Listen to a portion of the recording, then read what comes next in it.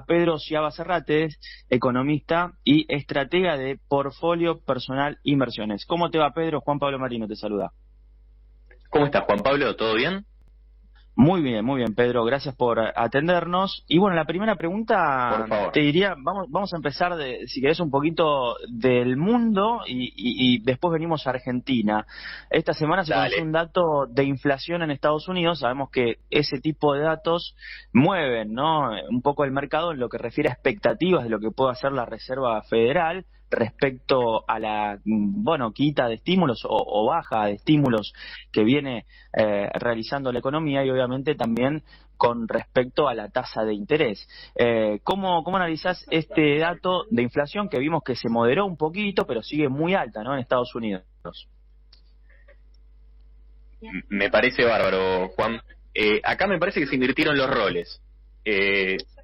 Se invirtieron los roles en el sentido de que lo que estaba impactando la suba de la tasa de interés antes era la inflación, que venía saliendo por encima de lo esperado, ¿no? Después me acuerdo que en este mismo programa charlamos un poco de los componentes transitorios, permanentes, esa disputa, y lo que estuvo impactando en la baja de la tasa de los últimos mes y medio, 2 meses, era justamente la sensación de que Estados Unidos, o el crecimiento de Estados Unidos, después de la fuerte recuperación que tuvo post pandemia, estaba empezando a amainar ese ritmo.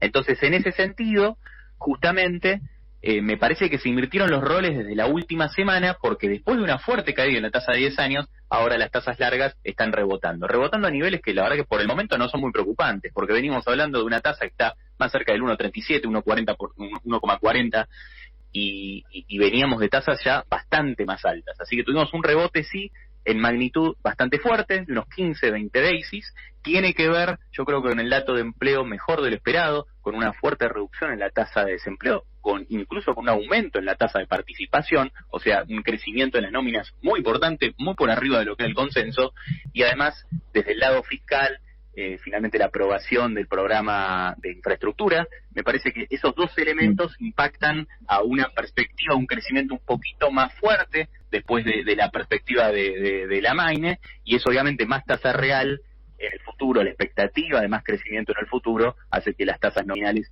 vayan para arriba. Y por segundo plano, podemos decir, justamente la inflación, todo lo contrario. O sea, dio la sensación de que por lo menos el índice mensual, que me parece que es el que más hay que seguir, dado que el interanual tiene los ruidos propios de que el año pasado estábamos en una situación muy particular, y justamente salió por debajo de lo esperado. Ya no tuvo tanto impacto el tema de autos, y lo vimos notablemente en una inflación mensual más suave. Ahora, Pedro, ¿cómo puede impactar esto a los mercados emergentes, ¿no? Teniendo en cuenta, por ejemplo, ¿no?, el índice dólar, esta suba de la tasa que vos indicaste, y obviamente en Argentina, sabemos que acá dentro de lo que es el mercado emergente, Argentina ya, digamos, sería como el último orejón del tarro, pero de todas formas, ¿qué impacto puede haber, ¿no?, teniendo en cuenta esto que remarcás y contaste en los mercados emergentes? Y ahí me refiero a Brasil, porque lo que suceda en Brasil, de hecho, nos impacta, significativamente. Bueno, lo que dijimos recién, 15, 20 basis de rebote, una magnitud que mirando la película no debería sorprender, no debería ser tan preocupante. Quizás asusta un poco el periodo, ¿no?, de una semana y media en la cual la tasa rebotó en esa magnitud. Sin embargo, me parece que en todo lo que es el plano emergente lo sufrió bastante, ¿no? Basta ver los primeros días de la semana, la deuda emergente. Vos nombraste Brasil, pero también podemos meter la deuda ucraniana, turca, varios países de la TAM, incluso México, tuvieron, la verdad que relativamente fuertes caídas en sus bonos, y fuertes caídas obviamente para lo que son las dimensiones en el exterior, y sin embargo la Argentina estuvo bastante desapegada de esa tendencia, lo cual la verdad que nos llama mucho la atención, porque más allá del clima emergente, las cosas en lo local, más mirando temas ya macro, la verdad que no vienen muy bien. Da la sensación de que la situación fiscal se empezó a complicar un poco más. Ya sabíamos que el mes de junio había sido bastante complicado. De hecho, el número específicamente de junio había sido peor, el resultado primario, que en los primeros 5 meses acumulados. y julio lo que estamos estimando nosotros es que también va a ser un mes bastante difícil. Y eso lo empezamos a ver, o el mercado lo está empezando a olfatear por el lado de todo lo que es el financiamiento monetario, te diría en los últimos 45 días. Ya el Banco Central lleva emitido 670.000 millones de pesos en lo que va del año, y más o menos el 70% de eso está emitido en el último mes y medio. Así te das cuenta como a medida que estamos entrando en el segundo semestre, un segundo semestre donde más allá de que sea un año electoral y que por supuesto va a haber más gasto justamente por ese lado, también estacionalmente es un semestre difícil para el gasto. Bueno, y si encima empieza a flaquear un poco el lado del mercado doméstico en las licitaciones, la verdad que el mercado me parece que da la sensación o tiene la perspectiva de que se va a venir más liquidez en estos meses con sus respectivas consecuencias sobre las variables nominales, ¿no?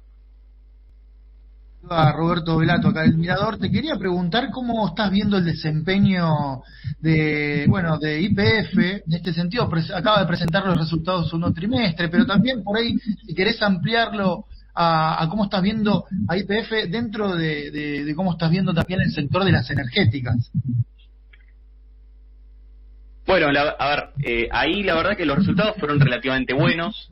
La verdad que se dio bastante demanda ayer, bastante en todo lo que es la curva YPF, especialmente en los bonos que no fueron reestructurados, los viejos, por ejemplo el viejo 2025, también el 2026 garantizado, bastante demanda, y la verdad que fue algo notable y producto justamente de los buenos resultados. Ahora, las energéticas y demás, da la sensación de que, temas regulatorios y por supuesto van a seguir teniendo impacto en estos próximos meses, y obviamente me parece que el tema de las elecciones va a ser justamente el driver principal, que la verdad que por el momento, por lo menos por lo que están marcando las encuestas, no se están sacando demasiadas diferencias, ¿no? El último fin de semana, la verdad que casi todo el abanico de encuestas está marcando entre 5 8 puntos de ventaja para el oficialismo en la provincia de Buenos Aires, ¿no? Que es el principal bastión, y eso sacando alguna que otra sorpresa en alguna provincia que no la tengamos mapeada, debería mantener el escenario base hoy en día en las fuerzas en el Congreso. Por lo tanto, hasta el momento, señales políticas claras que puedan tener, por supuesto, después un impacto en los activos financieros del mercado, no tenemos. Vamos a tener que acercarnos a la PASO y ver cómo es esa historia. Pedro, esta tarde se conoce el dato de inflación del mes de julio. El consenso del mercado estima un 3%. Veremos si luego, perfora ese nivel, que es un poco lo que se está esperando por parte del gobierno, que finalmente perfore. Le está costando perforar ese 3%. Pero te lo pregunto en cuestiones de estrategia, ¿no? Porque ¿cómo puede influir el dato de inflación en función de las decisiones de inversión respecto, por ejemplo, a los bonos SER? ¿Qué dato puede impulsar la demanda de los bonos SER? Y si crees que, un dato, por debajo del 3% puede cambiar algún tipo de estrategia respecto a este tipo de instrumentos. Bueno, como bien marcás, Juan, 3% es el consenso, ¿no? Entonces, a priori, si el mercado está priceando bien este dato, me parece que un número por arriba de ese umbral va a generar algo de empuje adicional a toda la curva SER, ¿no? En general. Ahora, me parece que no solamente se está priceando justamente el 3%, sino el sendero de desinflación que hay en los próximos meses, probablemente.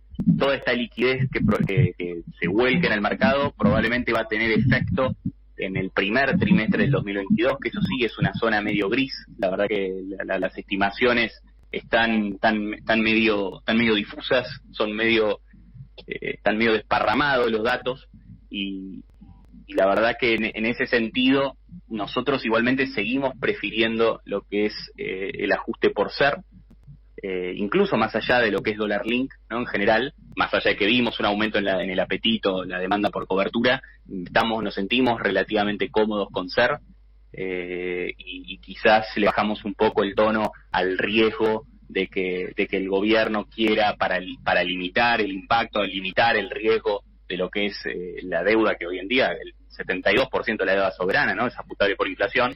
Me parece que llegar a tocar o hacer algún desparramo en las estadísticas del índice SER, me parece que sería perder la principal herramienta de financiamiento, ¿no?, que tienen hoy en día al alcance de la mano.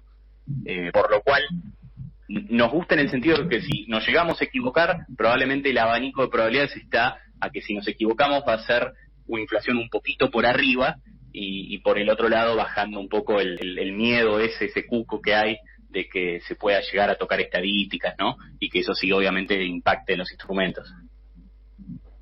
Te hago la última cortita, Pedro, y tiene que ver con el tipo de cambio y sobre todo los financieros, ¿no? Tanto el contado con líquido de ARMEP, que hemos visto en las últimas ruedas, que, bueno, por lo menos están por debajo ya de los 180, y me refiero a aquellos no regulados, ¿no? Sobre todo los que se operan en el CENEVI, que es, bueno, el canal de negociación bilateral, ¿no?, donde no aparecen precios en pantalla, con lo cual ahí el Banco Central no está interviniendo. Pero aquellos que están, bueno, intervenidos por organismos oficiales, ANSES y OSRA, siguen en torno a los 170. ¿Has visto como una especie de tregua con respecto a esos que no están regulados y están un poquito inclusive debajo del blue? Bueno, vos mismo lo dijiste, sí, puede ser una tregua de corto plazo. Me parece que ahí en ese sentido se termina imponiendo el propio manual. La realidad es que si seguimos volcando muchos pesos en la economía, me parece que termina prevaleciendo después el aumento de brechas, ¿no? Porque esos pesos a algún lado tienen que ir. Para todos los inversores que no están regulados, no están dentro de la regulación, o sea, no son empresas que pueden acceder obviamente a diferentes cotizaciones, puede ser que a medida que nos acerquemos a las elecciones, esa brecha justamente vaya en ascenso. Con lo cual me parece que esta es una tregua transitoria, viendo lo que está pasando en la macro, podemos llegar a esa conclusión, creo. Entonces, la verdad que en ese sentido me parece una cuestión más transitoria que algo permanente.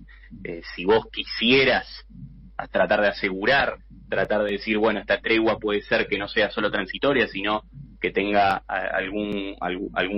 la posibilidad de mantenerse en el tiempo, yo creo que tendrías que ir por dar señales de confianza, tratar de llegar a un acuerdo con el fondo lo antes posible, incluso una sorpresa de decir, bueno, ya tenemos negociado, el acuerdo se firma después de las elecciones, pero ya lo tenemos negociado, ya lo tenemos en carpeta. Fíjate la semana pasada cómo subieron los activos, cómo empezaron a subir los activos, cuando fue los propios rumores de que el gobierno estaba avanzando en cuestiones técnicas con el propio fondo. Así que todo tipo de señal, todo tipo de plan para adelante macroeconómico, de que la Argentina va a empezar a hacer los deberes, por lo menos a partir del año que viene, me parece que va a favorecer a que tengamos una brecha más razonable, por decirlo de alguna forma.